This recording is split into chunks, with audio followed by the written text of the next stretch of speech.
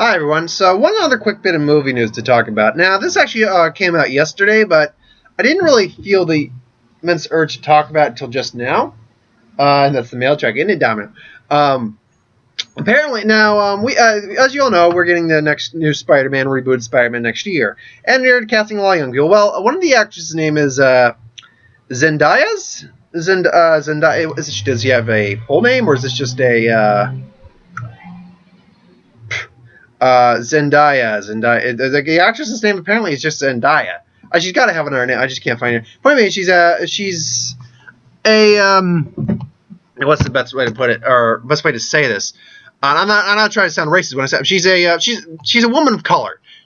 She's not. It's nothing wrong with being a woman of color. I'm just noting she is a woman of color. So people were wondering what her role is in the new Spider-Man movie. I don't know if she's of Latino or Pacific Island descent, or maybe she is African American. She's definitely darker skinned though. But people were wondering what she's playing. Well, apparently she is actually playing the main love interest of Peter Parker. She is playing Mary Jane Watson, according to all these reports are coming out right now. And I saw that, and I didn't really think anything of it at the time. But I'm actually on Facebook right now with one of my friends, or my Facebook friends, posted and going, no, about this. And I'm like, what? And why? And then it seems like so many good redheads you can cast. They say they're talking about. I'm like, that's your problem. You realize Kristen Dunst wasn't a natural redhead, right? She's a blonde. Kristen Dunst is a natural. She's not. I mean, she's not a like the blonde. She's like a strawberry blonde. She's not a natural redhead by any stretch of means. That was what we call dyeing their hair, folks. You can do that. And so getting that out of the way, I'm like, why? I'm not responding to them on that subject, like, because that's a stupid thing to. That's a stupid thing to get on someone's case about. Is something that they can easily change with a dye job. But now I actually think on it for a second. It's like, oh wait, she's Mary Jane Watson. Let me think on that for a second. Okay, they can easily dye her hair red. In fact, in one picture I got right, and I got right here. It's not like real red. She looks like she's got more like a Aubrey brown. But still, it could be interpreted kind of like red. She can easily make it more of a red. Give her red hair. Sure, she can be Mary Jane. I've never seen the girl act. I'll wait to see how she acts in that. But yeah, she could be Mary Jane. Why not? Tag anything.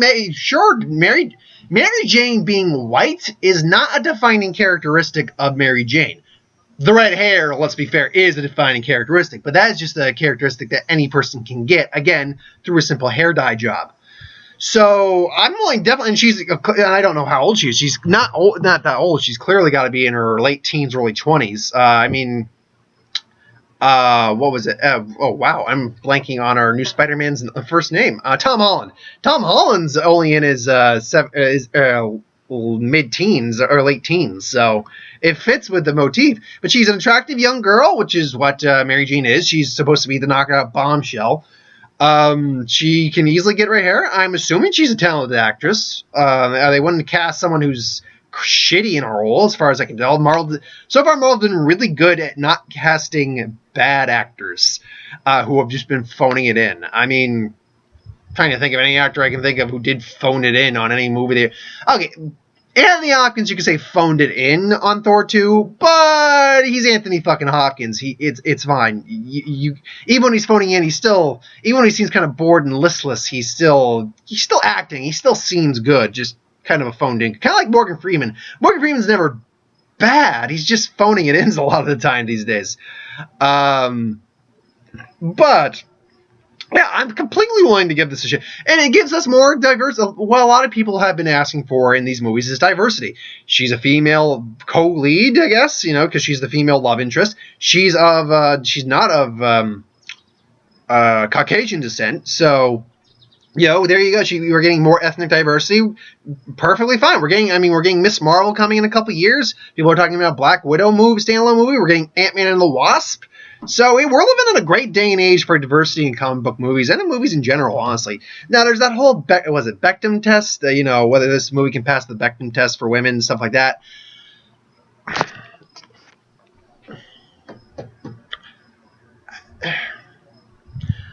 I don't want to sound like I'm bashing on women, standalone, or not standalone, independent women, strong women, anything like that. I'm not bashing on that whatsoever. I completely support that. We're getting Wonder Woman next year too, so that's great. But that whole idea of a Bechdel test, I don't know this. I can't remember. I read it once, but I can't remember the specifics I went to. But it's like these certain things that fall into a movie that if it meets one of these certain criterias, it's not a true strong female lead or something like that. And I'm sorry, but I have some issues with that, and I'm not going to really go into it, but to define what a true woman is by these rules that were clearly defined by people, maybe women, maybe men, I don't know exactly, but these are supposedly the true rules to judge something on. I'm sorry, there are no rules to judge something on. There are no. Let's look at Rey, for instance. I think, because I've heard people call Rey Mary Sue. I've heard, and I think they said that this movie, Star Wars, did not pass the Bechdel test. Maybe because she needed saving or something like that. I don't know the real. I might be paraphrasing. I might be getting this wrong. But no, I would consider Rey a strong female character. I would consider Rey a strong character in general because, simply put, and sorry, someone's messaging me on Facebook.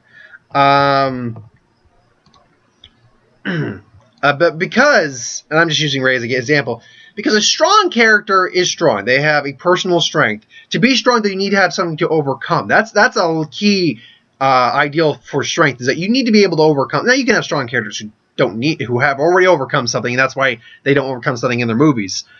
But you don't need. A lot of times you need some sort of conflict or something that they can overcome to be a strong character. And Rey faces that in that movie. She faces things she needs to overcome. A strong character is not perfect. They have flaws.